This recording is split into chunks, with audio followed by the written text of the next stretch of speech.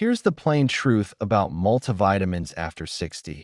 Most people assume they're a simple, one-a-day insurance policy for good health.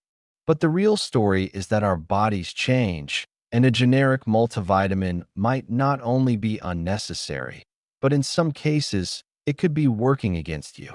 Knowing the difference is about more than just saving money on a bottle of pills.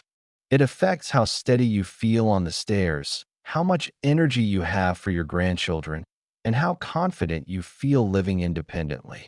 This isn't about getting rid of all supplements, but about being smarter and more targeted.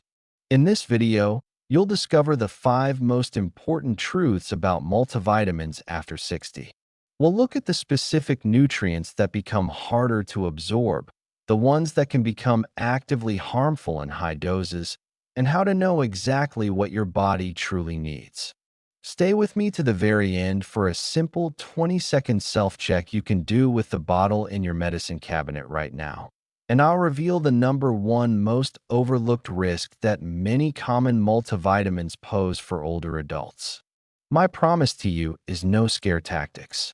We're just going to look at what the large studies suggest, what they don't, and how to have a more informed conversation with your doctor. It's so easy to feel overwhelmed by all the health advice out there. If you appreciate clear, calm, and science-backed guidance like this, take a moment to subscribe to the channel. We're building a community of folks who want to stay active and in control of their health. Let me know in the comments one supplement or vitamin you've always been curious about. All right, let's get into it. We're counting down the top 5 truths about multivitamins, starting with number 5. Number 5, the insurance policy myth. We've all heard it, and maybe even said it. I take a multivitamin just in case, as an insurance policy against a less than perfect diet. It sounds sensible, but it's a bit of a myth. A pill cannot stand in for the power of real food, especially as we get older. Here's the simple reason why. Food isn't just a collection of isolated vitamins and minerals. It's a complex, beautiful package. When you eat a piece of broccoli, you're not just getting vitamin C. You're getting fiber, which feeds the healthy bacteria in your gut. You're getting hundreds of plant compounds, called phytochemicals, that work together to reduce inflammation. The body is designed to recognize and use nutrients from this whole food package. Think of it like building a house. A multivitamin is like a truckload of bricks. Bricks are essential, yes, but you can't build a house with only bricks. You need mortar, wood, wiring, and plumbing. In our bodies, the fiber, the healthy fats, and all those other plant compounds in food are the mortar and wiring that help the vitamins and minerals do their jobs correctly. This is a concept called bioavailability. Nutrients are often more bioavailable or easier for your body to absorb and use when they come from food. You might see this in your own life. Perhaps you have a salad for lunch one day and feel great, with steady energy all afternoon. The next day, you have a pastry and a multivitamin, and by 3 p.m., you're feeling sluggish and ready for a nap. The pill didn't replace what the salad provided. The practical step here is to shift your mindset from ensuring to including. Instead of relying on a pill to cover your bases, focus on including one more colorful fruit or vegetable with each meal. It doesn't have to be complicated. It could be adding a handful of spinach to your morning scrambled eggs, slicing a tomato onto your sandwich at lunch, or having a side of steamed green beans with your dinner. That one small addition does more for your body than any generic multivitamin ever could. The goal isn't perfection, it's simply inclusion. Now, let's move on to a more serious concern, which is the risk of getting too much of a good thing. Number 4. The risk of too much of a good thing.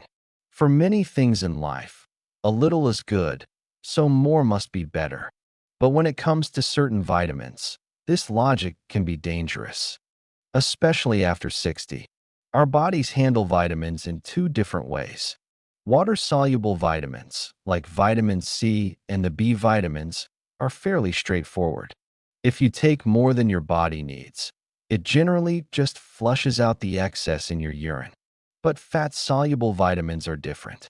These are vitamins A, D, E, and K. Your body stores them in your liver and fat tissues.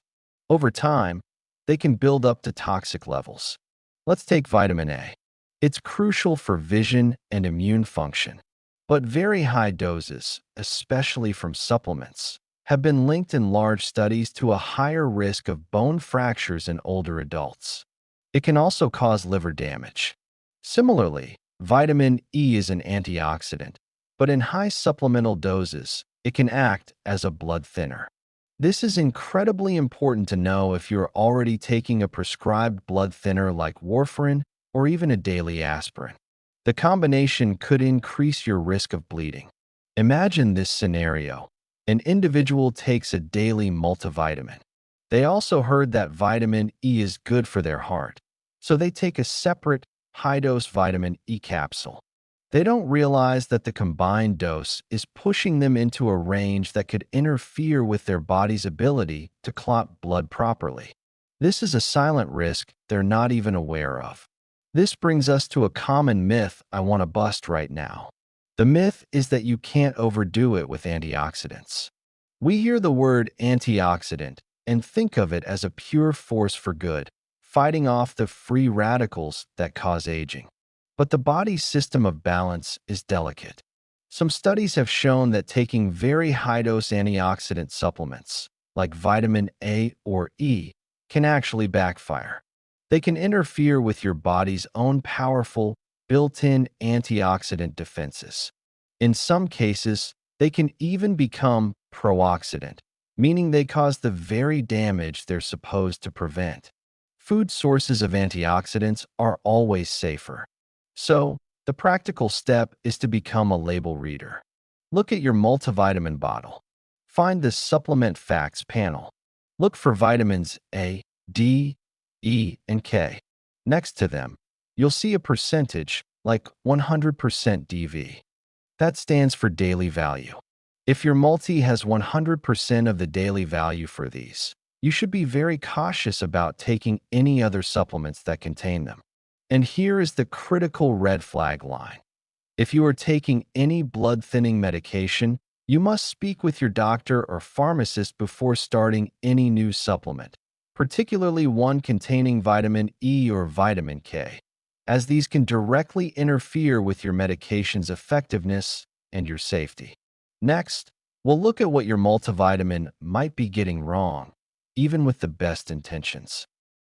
Number 3. The big 3. Your multi might be missing.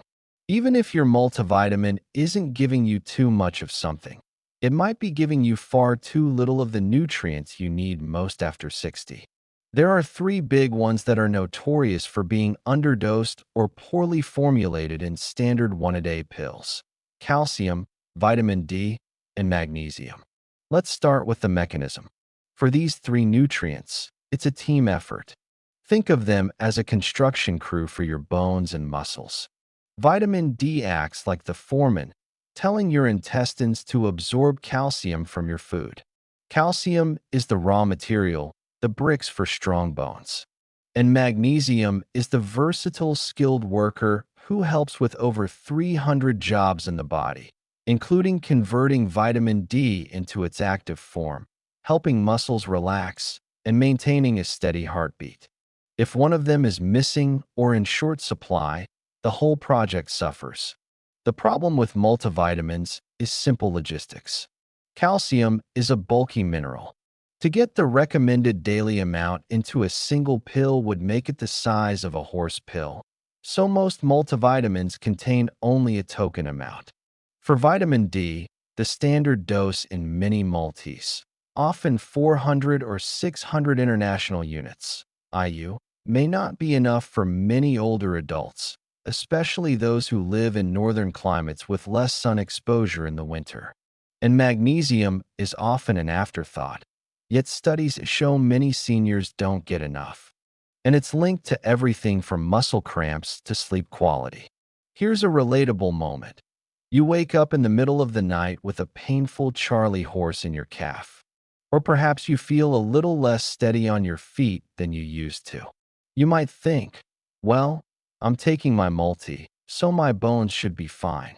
But that multi might be giving you a false sense of security because it's not providing meaningful amounts of this crucial team.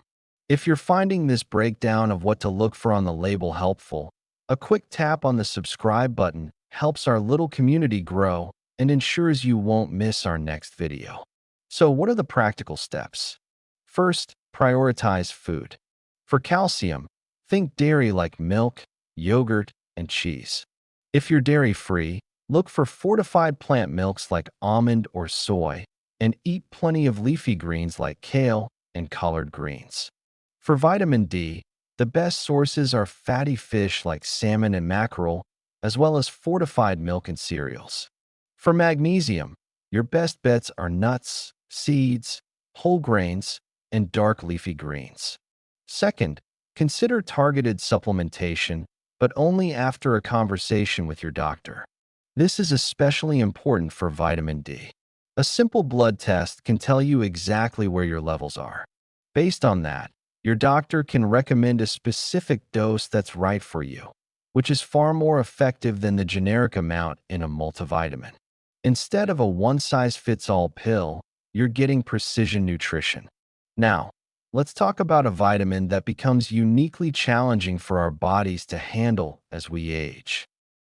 Number 2, the critical nutrient that changes after 60, vitamin B12.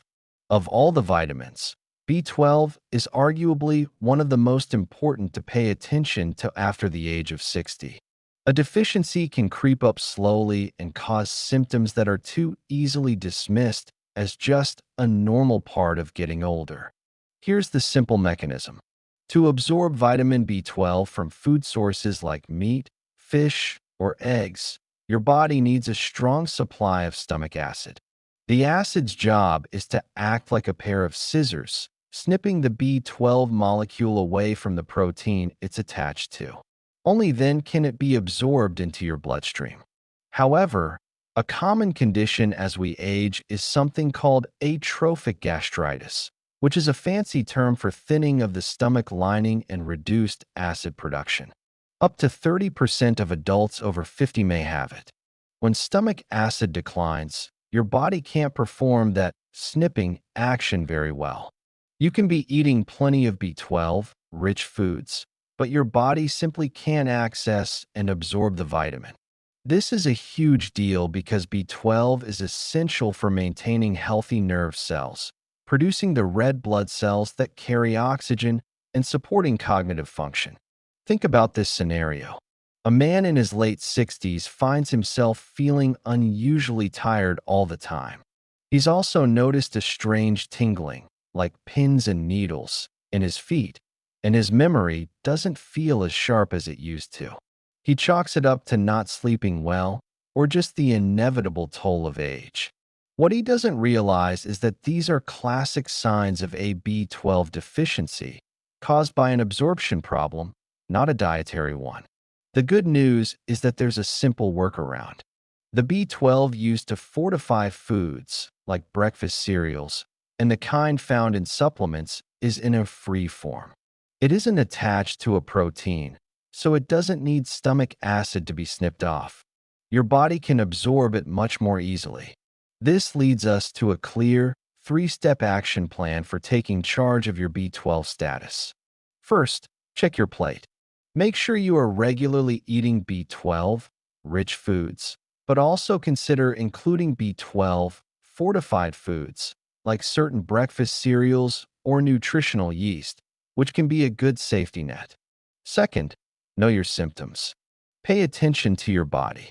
Don't automatically dismiss new and persistent fatigue, brain fog, balance problems, or a tingling sensation in your hands or feet. These are not inevitable parts of aging. They are signals that something might be out of balance. Third, and most importantly, talk to your doctor. Specifically ask for a blood test to check your vitamin B12 levels. Many experts suggest that a level below 300 pg/ml is a gray area that warrants a conversation about supplementation. If you are low, your doctor can recommend the right dose for you, often as an under-the-tongue tablet or even injections, which bypass the stomach altogether and are incredibly effective. This one simple test can be a true game changer for your energy and clarity. And now, for the number one most overlooked issue with multivitamins for older adults. This is the one that involves an immediate action you can take as soon as this video is over. Number 1. The iron danger zone. We have finally arrived at the most critical and often misunderstood truth about multivitamins after 60. And it's about a mineral that many formulas include by default: iron. For most men and for all postmenopausal women, taking a multivitamin with added iron is not only unnecessary, it can be actively harmful. Let's break down the simple mechanism. Iron is vital for carrying oxygen in our blood. Younger women need to replenish iron regularly due to blood loss during menstruation. But after menopause, that need plummets. Men's iron needs have always been lower. Unlike the water-soluble vitamins we talked about, the body has no easy way to get rid of excess iron. It stores it in your organs, particularly the liver, heart, and pancreas. Over time, this slow, steady accumulation of unneeded iron can lead to a state of iron overload. Iron is a pro-oxidant, meaning it can generate harmful free radicals. Think of it like a tiny piece of metal left out in the rain. It rusts. In the body, excess iron can cause oxidative stress, a kind of biological rust that can damage tissues and contribute to inflammation. Here's the all-too-common scenario. A husband and wife have been sharing the same bottle of a popular one-a-day multivitamin for decades. It's a habit. It says for adults on the label, so it seems fine.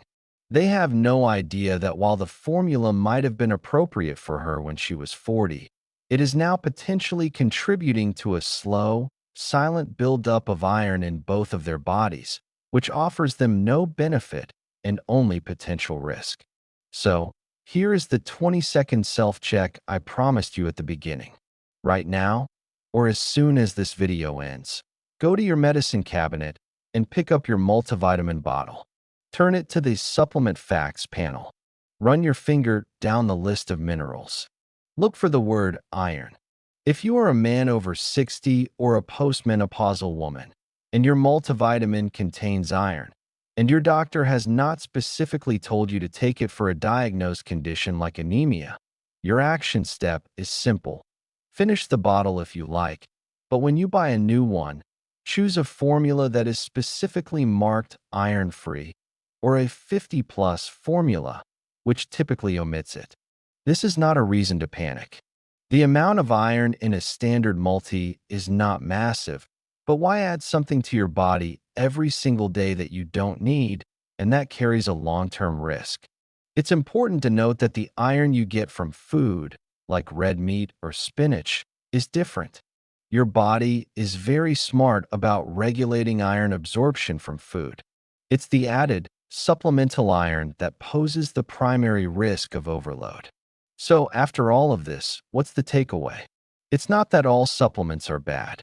It's that the era of the generic, one-size-fits-all multivitamin is over for you. Your goal now is precision and personalization. Your plan for this week is simple. First, shift your focus to a food-first philosophy, adding one more piece of fruit or serving of vegetables to your daily routine. Second, do that 20-second check for iron in your multivitamin. Third, the next time you see your doctor, bring up vitamin B12 and vitamin D, and ask if a simple blood test to check your levels would be a good idea. This is how you take back control. It's not about chasing a miracle pill. It's about giving your body exactly what it needs to keep you strong, clear-headed, and independent for years to come. I'll link some plain language sources from trusted institutions in the description below so you can read more. Thank you for investing this time in your health. Based on what we've talked about today, what is the one small change you think you'll make this week? Maybe it's checking your supplement for iron or adding spinach to your eggs. Let us know in the comments below. Your journey can inspire someone else. If this video was helpful, please give it a thumbs up and share it with a friend who might also find it useful. It's the best way to help others find this calm, clear health advice. Until next time, be well.